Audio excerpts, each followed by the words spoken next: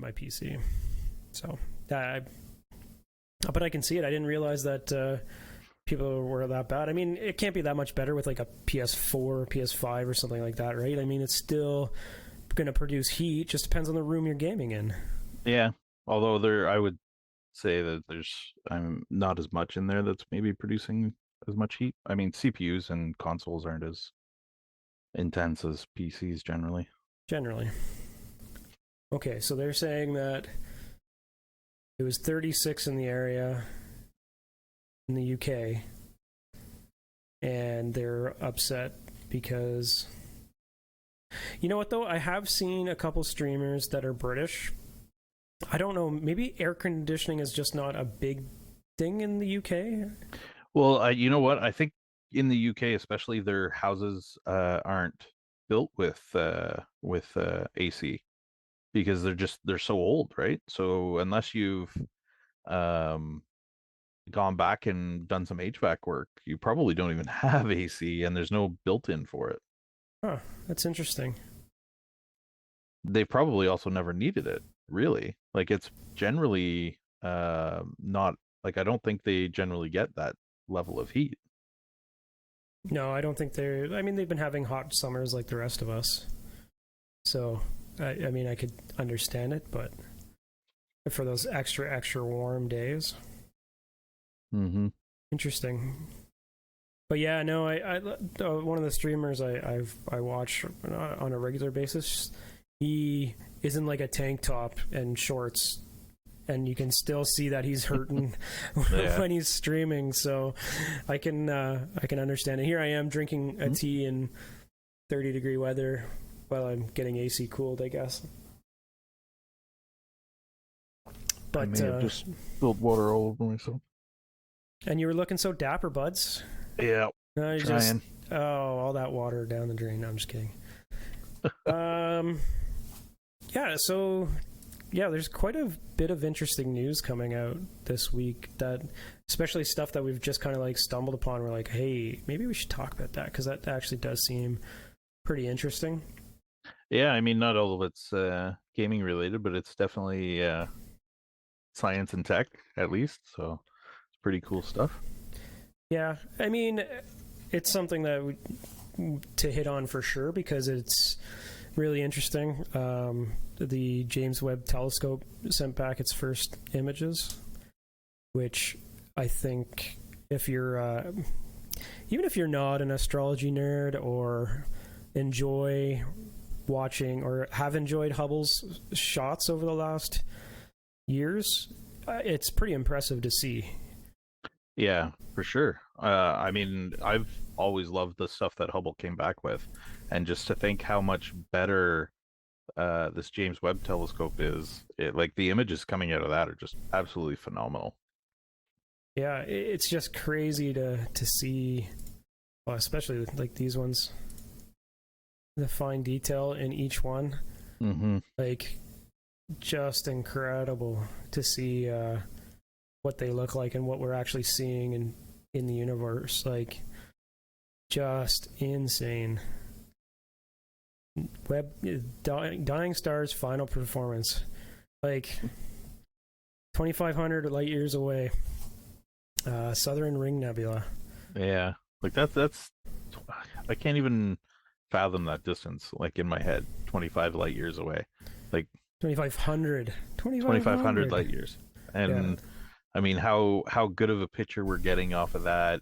I mean, Hubble was good, but this James Webb thing that's something else. Absolutely something else. I think people are like, I've seen a couple memes where they've shown like they found like a Dyson sphere around one of the sun. They just kind of worked it into the image, make it kind of look like it was hidden in there. I'm like, oh, that's amazing. Especially since, what was it, Biden's like, I see all the images first before everybody else. Yeah. I'm like, I have a lot of bad words for that. Like, come on. I mean, I'm sure the NASA scientists see them first before they throw them to him, right? Yeah, before they go to public. I'm sure he's next in the list after NASA. Yeah, I'm sure Weekend at Bernie's there, having his strings pulled to make sure he's still alive, can really discern what's in the image. Oh, is that aliens? I think I see aliens. Oh my god. At least that's what I'm thinking. I'm thinking he's like, okay, hold up, hold, like, just, if we just put a little TIE fighter right there, it clears everything. We're good, you know? Or can you imagine, like, if it was like George Bush in office, or someone with, like, you know, he'd just be like, I got an idea to fuck with the people. Let's put. No, hold on. Just hear me out. Let's put a UFO right there. I mean, I can see him doing it. I don't know about you, but I could see somebody doing it. I don't know who, but maybe it'd just be some somebody's NASA certainly going to try. for sure. With those pictures coming back and the way they're looking, it everybody has been talking about. Oh, this one's amazing. It's just astounding. Yeah. Like, everybody's talking about like the chance of alien life being out there, right? Like they're saying that, oh, we've probably discovered it now, and then we have this telescope. But are they out there? Like, what are we actually going to discover? What's out there? You know, who knows, right? I mean, I think that's basically what these telescopes do for us, right? They uh light a fire in our imaginations, and they lead to that whole what's out there thing, right? Yeah, I mean, these images that this telescope comes back with will probably help with funding NASA for like the next 50, 60, 100 years. Who knows, right? yeah. Maybe we'll finally hit Mars at that point. I mean, what have they changed their dates for like 2030, whatever? Oh, I don't know. I'm sure Elon Musk wants to get to Mars as soon as possible. Like, okay, let's. Have his I own, just. he wants his own planet. This is. Now that he's got Twitter, there's nothing else he needs here anymore. It's time to move on, boys. This is Elon Musktopia. Please be careful on the water slide. Gravity's a little different here. Pulling things down a little too fast. Whoa, okay. One of the interesting, I don't know if you've heard of it. If you heard of the dark forest theory? No, what's that? No, okay. So a while back I was listening to a podcast and they were talking about between the Fermi principle and the dark forest theory, and I was like, okay, I don't think I've ever heard of the dark forest theory ever. The dark forest theory is probably one of the more scary theories when it comes to believing in an alien civilization somewhere. I'll pull it up here, and it's just so I don't get it wrong, because I probably will. So there's a novel by a Chinese guy named Liu Cixin, and it's like a series of books that he's done. But this one in particular, there's one called The Dark Forest, and the plot of the book is questioning how best to interact with potentially hostile alien life. So the Dark Forest principle states that all life deserves to stay alive. There's no way to know if other life forms can or will destroy you if given a chance. And lacking assurances, the safest option for any species is to annihilate other life forms before they have a chance to do the same.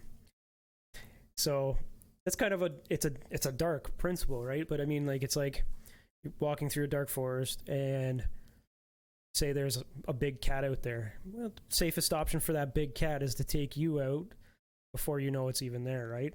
Yep. Saying we have stealth cats or something, but you know, so that's like one of those questions that people have been talking, or I've seen a lot of talk about lately, is okay, if there's life out there, what are they actually thinking, and are they there to be peaceful and all that kind of stuff. So I just like the imagery, but I like also seeing the conspiracy theories get thrown around.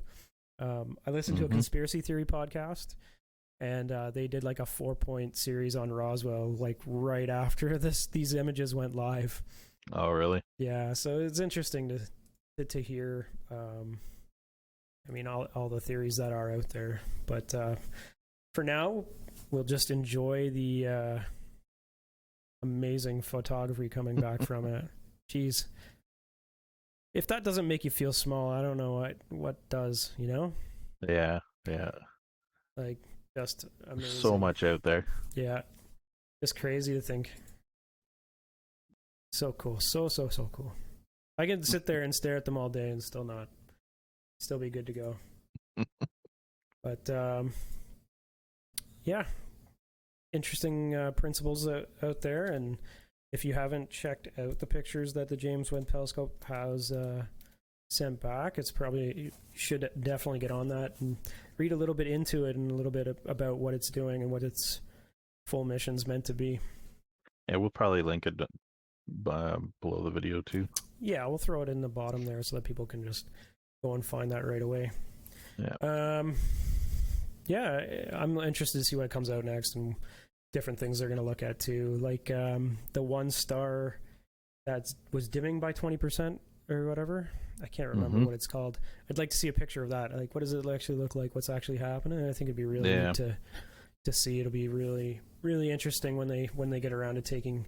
I'm sure they've got a list of miles long of people wanting to take different shots of different places in space, right? Oh, I'm sure. Yeah. Take a picture this direction, take a picture that direction. I'm sure that there's a wait list of a year long already. Yeah, for sure.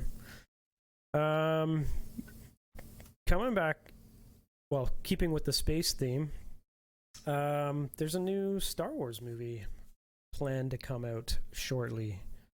Yep. Which looks... I'm kind of excited. I would be excited too, especially being a fan of like TIE Fighter and X-Wing and all that kind of stuff. Christmas 2023, Star Wars Rogue Squadron. Rogue Squadron, yeah. So I don't know if you know, but there's been like a series of books called Rogue Squadron for ages. And I don't know if this is supposed to be based off those books or at least the characters, if nothing else. But it should be a pretty cool little series. What does like Rogue Squadron? What does it tell the story of, other than the obviously X-wings? But well, they basically they just get sent out on various missions to do whatever, right? After Yavin, I guess, is when Rogue Squadron kind of came. Well, actually, didn't they? That was, well, I mean, the premise started with Rogue One, the movie, right? They were kind of like a special operations squadron eventually. And like I said, it ended up being commanded by Wedge Antilles, who was one of the characters in Star Wars at some point. But I think even Luke commanded that squadron for a bit too. oh, really? In the lore, I'd have to look it up to make sure. But I mean, Rogue One was originally from the movie, obviously Rogue One, and then I think they became like a special operations squadron kind of a thing where they went out on special missions and whatnot. Okay. Yeah, apparently it's maintaining its release date of December 22nd, 2023. Right now, there is no plot. It's kept under wraps. It centers around Rebel Alliance Squadron, the one you're just talking about. So yeah, which is kind of interesting. I liked Rogue One. I'm not sure how you felt about it. You know what? So my favorite movie for years and years and years, most of my life, was Empire Strikes Back.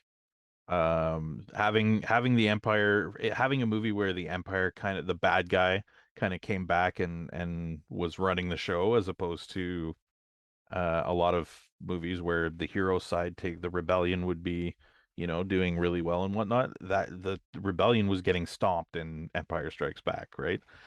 So I always found that a very cool premise for a story, because you rarely see that kind of a story taking place. Okay. And then Rogue One came out, and the gritty nature of Empire Strikes Back I felt in Rogue One. So it's a toss up now on which one my actual favorite is, whether it's Empire Strikes Back or Rogue One. They're so close. I can't make a choice. No, I can see that. But if Oh, sorry. oh, Go go ahead. ahead. No. I was just gonna say, if this new movie is shot in the same manner as Rogue One, I'm gonna be really happy with it. A different director, it seems, for Rogue Squadron than for Rogue One. Seems there's two different people doing it. I'm not sure what the difference is. I've never heard of the person that's directing Rogue Squadron, so. And until I looked it up 3 seconds ago, I will admit I did not know who the director for Rogue One was. It's not like I'm a movie aficionado or anything. So, but yeah, I think it will be interesting, especially following like Rogue Squadron, the game, and everything else that has come from past that we've talked about before. You can go and look at our remake podcast. So we talked about the remaking of things like Rogue Squadron, TIE Fighter. If you guys want to check that out. But I'm interested to see. I think you're right. If it stays along that gritty lines, because I mean, I don't the happy feely touchiness, and like even I didn't feel that 7, 8, and 9 were really that, like they had their moments where it was like you could feel that grit of Empire Strikes Back as well, but it was like just like they were trying to do kind of like what Avengers has done. At least the way I feel about it, like the Marvel movies, is they've tried to add that humor in, Mm-hmm. and I feel like they lost something trying to add humor into Star Wars instead of staying with the feeling of how the movie, or at least how 4, 5, and 6, Rogue Squadron or Rogue One, sorry, were shot. Yeah.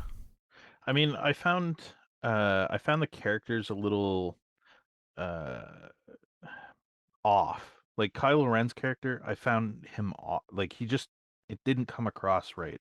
The the the new the new order general looked, not only was did he look way too young, like he looked like he was like just hitting 30 and he's running their entire military. It just didn't look right.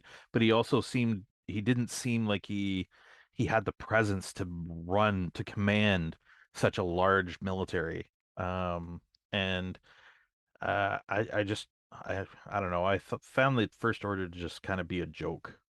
Um, It was just so. It was they took, like, I understand they were going for that Empire feeling and that evil feeling of making it look like it was Hitler on a stage, mhm. giving his speech in Berlin. Like, I understand why they kind of were trying to make them look even more evil, but they just didn't develop it enough to be like you already know they're evil. They've got 6 movies before this that's showing them that they're freaking evil. Like, Yeah. do we really need to be like, okay, let's show them again how evil we are, instead of like developing how those characters are? Like Mhm. the general in A New Hope, the one that's holding Vader's leash. That one I can't remember. Moff. Oh, Grand Moff Tarkin. Yeah, I think him. You can feel that there's just something not right about He this was guy. he very yeah, he came across as sinister, and you see it in Rogue One too, where they because they CGI'd him into that movie, Yes, yes. and they maintained that menace in that character. It was really good. I liked how they did that. Yeah, and maybe it was just because they had someone that could play across from him like that.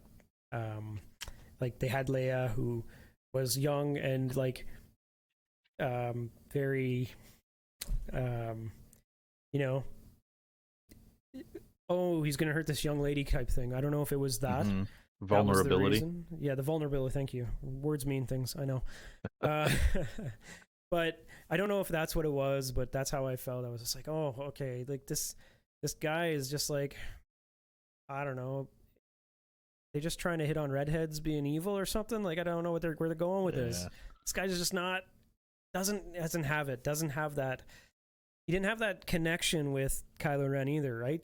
To make it feel like they were Exactly. working together to be, like leaders. And I just didn't. Yeah, I hear you. I didn't feel it either in those movies. I mean, I got a buddy that's a diehard Star Wars fan. It's like, nah, I love them all. They have their all good points to this. I'm like, yeah, they do have their good points, but there are some really, really low points. Yeah. I mean, to be fair, the last three really bothered me because I didn't like that Disney decided to step away from 30 years of lore that had been created. So I was already kind of against them for that. And it didn't help going to watch them in theater or whatnot because I couldn't bring myself to. I mean, if I completely shut my brain down and just focused on each individual movie as I watched it, sure they were okay. But when you add all three of them together, the final trilogy together, and bring them in with the other six movies and all of the lore, they just, I didn't find they held up in the same way.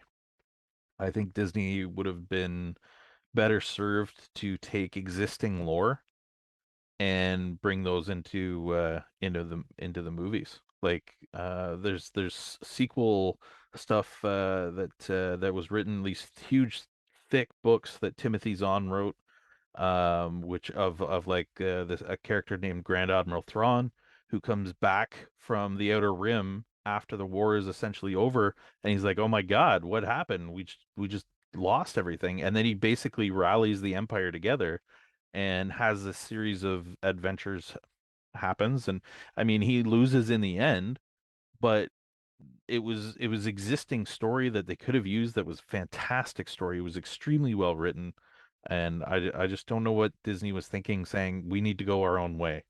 Let's go all of this stuff that has been canon for 30 years. If it's not in the movie, it's not canon, which just gives me Yeah, shudders. yeah, no, that is painful. I have to agree. Like, I know there are so many good stories written for it. Pardon me. So it's kind of hard to see them go that way with the storyline when there were just so many other options and so Hmm. many other ways. And like, again, the cinematography was never not the problem with it, right? It was the story was just not. There wasn't enough meat to the story. I found. Yeah, I just not didn't feel enough the depth to story the there. characters. Um, no, for sure.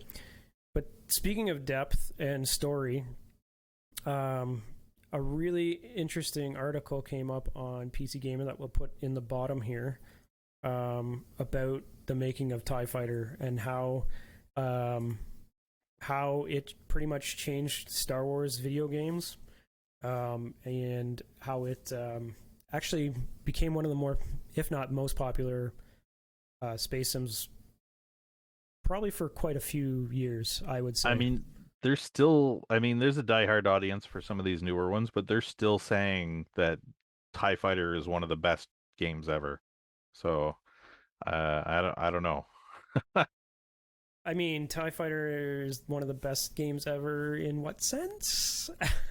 Well, I mean, so one of the highlights of that article was the fact that TIE Fighter was the first time where you got to play the bad guy. Usually games of that era, that early on, it was always you were playing the hero and you were saving the day. And it was out at the same time as that Wingman series, Yep.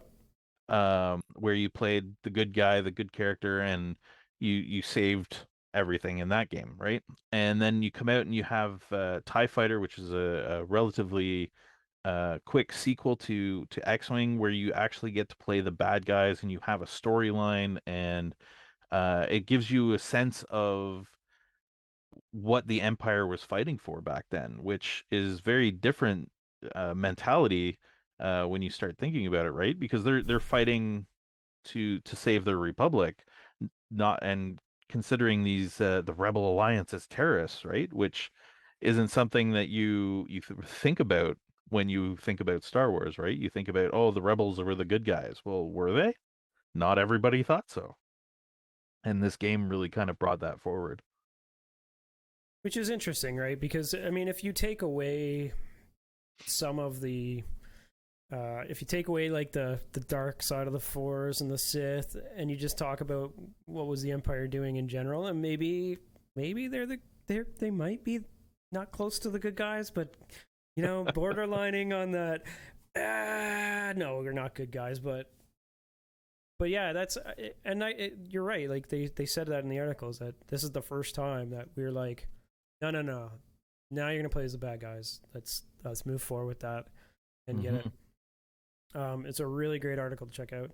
Um, it's very in depth. Like they took their time. They talked to the initial developer, Larry Holland, Hmm. I believe, Yep. and he details out how. Sorry, not Larry. It was yeah, his wife's Robin. Sorry, Robin Holland and Larry Holland. How they ended up pitching this out and getting it out to the public in the end, because for the longest time, it talks about in the article how Lucasfilm and the studios, LucasArts and Lucasfilm Games and LucasArts, how they didn't actually want to make Star Wars games to begin with. They were working on other games. They were trying to stay away from the Star Wars. They didn't want to bring in too much Star Wars. And then this ended up getting pitched by Larry Holland, and not just this, but X-Wing versus TIE Fighter, or X-Wing, and so. Well, they actually didn't have the rights back in the day for like Commodore 64 era and the Game Boy and the early Nintendo and like all of that, Coleco and all that kind of stuff. They didn't have the rights to make Star Wars games back then, so LucasArts couldn't do that. And it wasn't until I think they said 91-ish where LucasArts actually got the rights back, and we're like, okay, let's see what we can do here. Cool. We take a 2-minute break. I need to go to the washroom, and I need to upgrade to Pro in Zoom. Otherwise, we're going to lose Zoom. Oh, okay. Okay, so I'm just going to stop recording here for a second, and then, Joe Rogan also has a personal dude to do all the editing for production him. Team. Yeah. I don't even think he has a team. So do I. Yeah, me, because I'm home. Personal production team, you son of a bitch. Got to do something productive with my time while I'm not working right now. So, so catch in the bottom below there, guys. We just had a take a small little break there, pee break, because small bladder dude here. But we'll put the PC gaming link in the bottom there, so you can go check out the entire article. It's really worth the read. It's really interesting if you're into game development and where things have come from over the last while. I suggest you go and you take a look at it. That being said, we're kind of going a different topic here, since we've been in space a little bit. First off, how do you feel about professional gaming and esports? I can't get behind it being treated as a sport. I have no issue with competitions and there being university and college teams or whatever, but when we compare it to baseball, hockey, football, it's not there for me. I don't like calling it esports. But I mean, I would have just competitive league. I would have gone with something like that. I don't know. I don't like calling it esports, but it is what it is. Do you watch any? Do you watch any pro? I'll watch the Rocket League stuff, RLCS, the Euro and the North American. I have recently, since kind of going back to playing Overwatch a bit, I'll watch a little bit of the Overwatch League, but not very much. See what they're playing and see if you can put it into your play, what you play. Yeah. Sometimes I'll watch, there's a NBA 2K or whatever it is, host some stuff on Twitch, so I watch that from time to time. And I don't watch anybody professionally in any of the other games, but or professional competitions in any other games. So maybe this topic's just more for me, because I don't watch a lot of League anymore. I did for a while there. Like it was kind of like I'm cooking on Saturday or Sunday and I'm watching it, or generally I will watch the highlights when I have 10-15 minutes of the teams that are really good. Like I'll watch, like, if I don't know if you've heard of SKT1. No, I don't follow League at all. Yeah, but anyway, they're probably one of the, if not the best teams in the world right now. There's some other ones that are up there as well, but they're really good. I'll watch like highlights from theirs and other really interesting teams that are really good, like in the China League and stuff like that. But the headline that was made was that a well-known League of Legends content creator and former pro was banned from streaming or co-streaming League Championship Series games. So basically a North American version of it, because he said on stream that League of Legends is dying. At least the NA Pro LCS is dying. My take on it is that he's not wrong, like viewership's down, but when you look at esports as a whole and what you're watching and how many people are watching it, LCS, like League of Legends, I find is like the least, even like League of Legends in general, I find is like the least kid-friendly style of stream, like esports stream, right? Mm-hmm. Like when you look at Fortnite, like that, watching that kind of stuff is probably more interesting for kids because they're not talking about damage meters and they're not talking about what's the meta for this team composition, and they're not going in depth into statistics and stuff like that.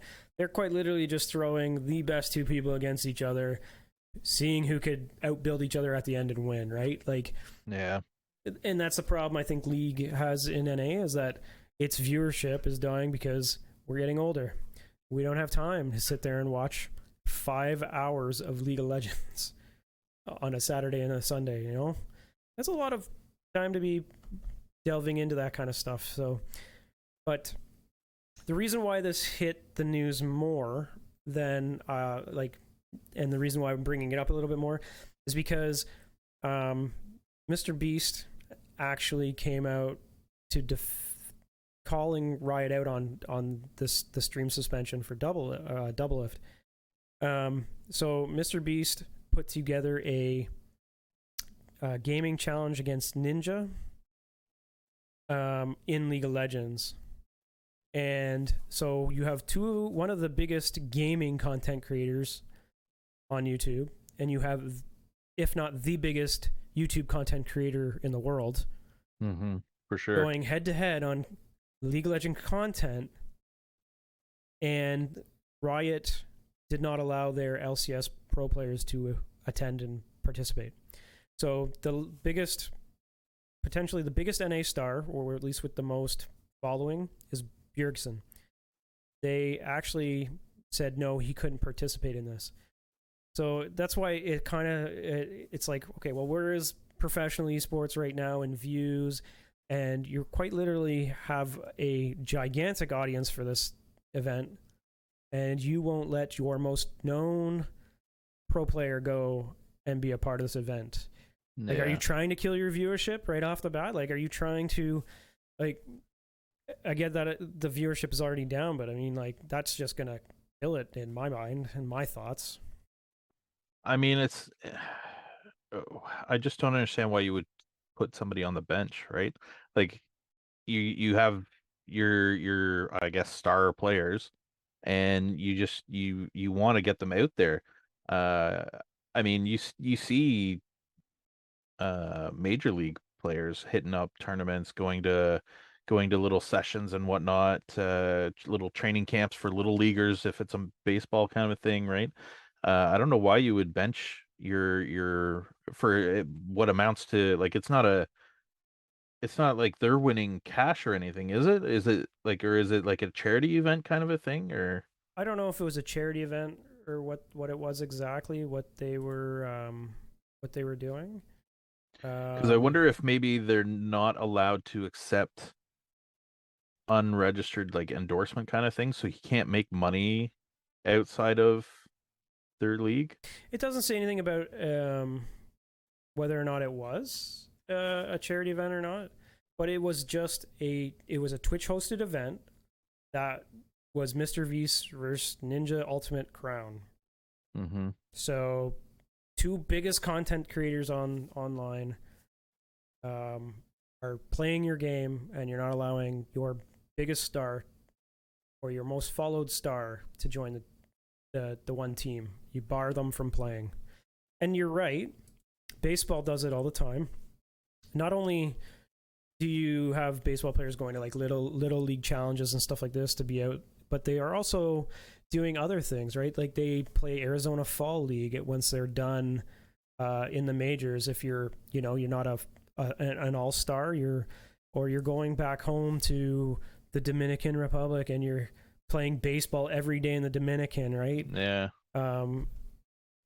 It almost feels in line with the NHL saying NHL players can't go to the Olympics. The Olympics, yeah.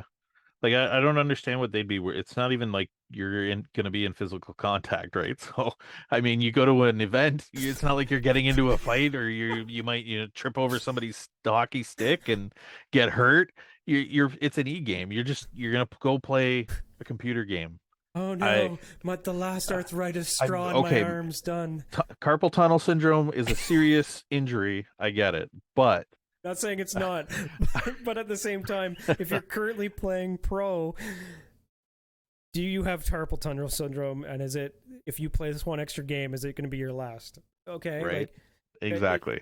Or how about we throw a 90-mile-an-hour fastball at a League of Legends player and see if he can hit it versus like, if I had my choice of what kind of function I was sending my pro player to, I would be picking the Twitch hosted event versus you're hitting in the All-Star game this weekend. So right. It's it's kind of silly. I have to admit. I don't know. Yeah, exactly. It does seem very silly. Major league sports, I get it. I can understand. You're paying somebody millions of dollars a year. You can't afford to get them injured. I understand. It's a liability to send them to the Olympics, for example, for whatever, right? But it's a computer game. What was that commercial? Sit in front of a screen for an hour. What was that commercial? It was like it was Terry Tate was the football player. It was Office Rules with Terry Tate, where he would be like. The guy would be walking away from the coffee maker with like the last cup of coffee not put on, and Terry Tate would come through and nail him. Be like, "You always put another pot of coffee on after finishing the last one." And it was like all these office rules with an NFL player in the building, making sure you actually did all the. You imagine that? How do you want to get your league viewership up? I think what if we put them on hockey skates and then threw a football player in there. Maybe a couple sticks and a puck, and watch them dodge pucks as they were playing League of Legends. You might get the viewership up. Maybe, and I mean, they give us some numbers here about a difference between their 2018 viewership and their 2020 viewership too, right? Yep. And there's a big difference. I mean, 2018 they were looking at 120,000 people on average, with a blip of a peak up to 210. And then I guess so far, or maybe it's 2020, they tanked it down to they lost like 40,000 average viewers, and their peak was only 165, so it was 15,000 less than their 2018 numbers. That's just it. Is like that is exactly why Doublelift was saying that it's dying. It is slowly going the way of the buffalo, and the game is years old now, like years old. At some point, it's going to die. Like WoW, someday it's going to die. We don't know when, don't know how, but someday it's going to die, right? So, at this point, 2009. It's like, it's pretty dang old game. Like, eventually, the viewership's going to go down, and people are going to have to realize that, that's what happens with older games over time. No matter what you do, no matter what facelift you put on it, it's time to make a second game. Yeah, I mean, 10 years, that's probably your limit, sitting around 10 years. Yeah.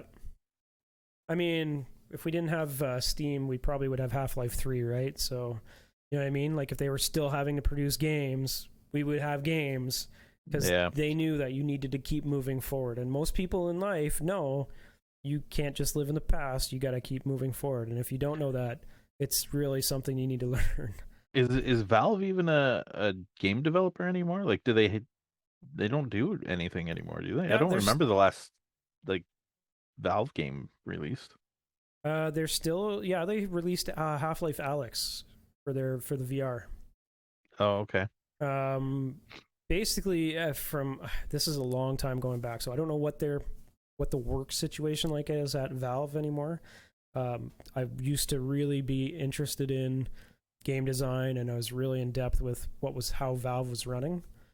But Valve, they used to not have set things you worked on a day. So it's not like, you know, Robert's Space Industries or Star Citizen, right, where you are working on this specific part of the game and it's going to be released in this specific amount of time and you need to put it into the game.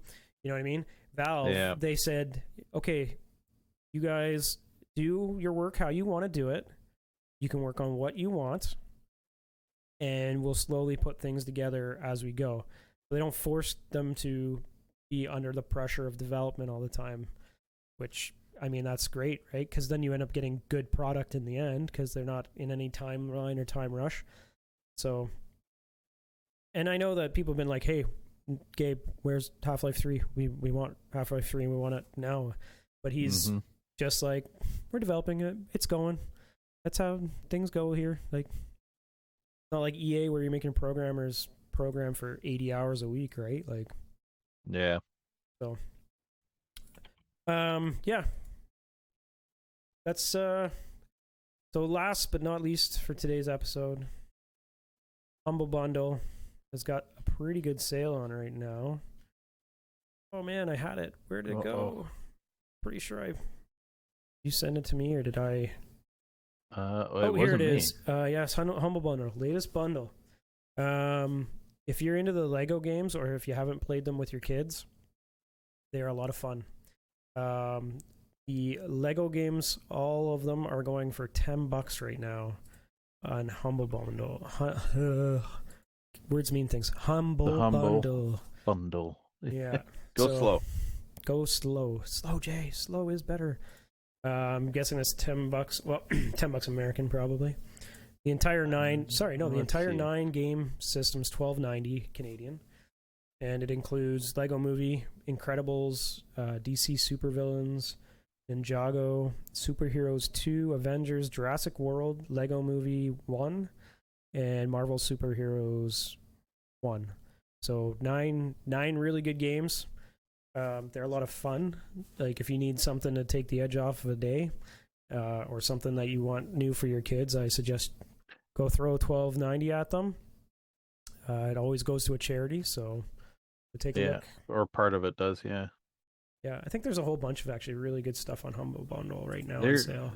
There's like always decent stuff on Humble Bundle. I picked up a pile of stuff from books to tabletop RPG stuff to game development stuff. It's insane the amount of stuff that you can get on here. Yeah. They'll have different publisher things, stuff for kids, books, audio books, web books. I mean, there's a fantasy gaming fiction thing on right now in books. Nice. There's a whole bunch of stuff. Yeah, and software too. Yeah, you can get some really decent software stuff off of there. And if you only want one or two things, you get to pay what you want, and it goes straight to charity. So realistically, you can't go wrong if you're looking for a new game. I mean, I know we probably all just blew all our cash on the Steam summer sale, but well, except for me, I only spent $5. I did not spend it either. So, guys, check out the Humble Bundle. We'll leave it in a link in below, so you can go and take a look at that. But as always, guys, hit that thumbs up, please. Subscribe and put on notifications so you can see when you see our ugly mugs every 2 weeks or every week when we put out an episode. Drop some comments down there. Yeah, throw some comments. Anything that you guys think you might want to hear us yak on, toss it in there. Any kind of comments, really. We'll be happy to read them. Yeah. Okay. Well, have a good week, and we'll catch you guys on the next one. Have a good one. Peace.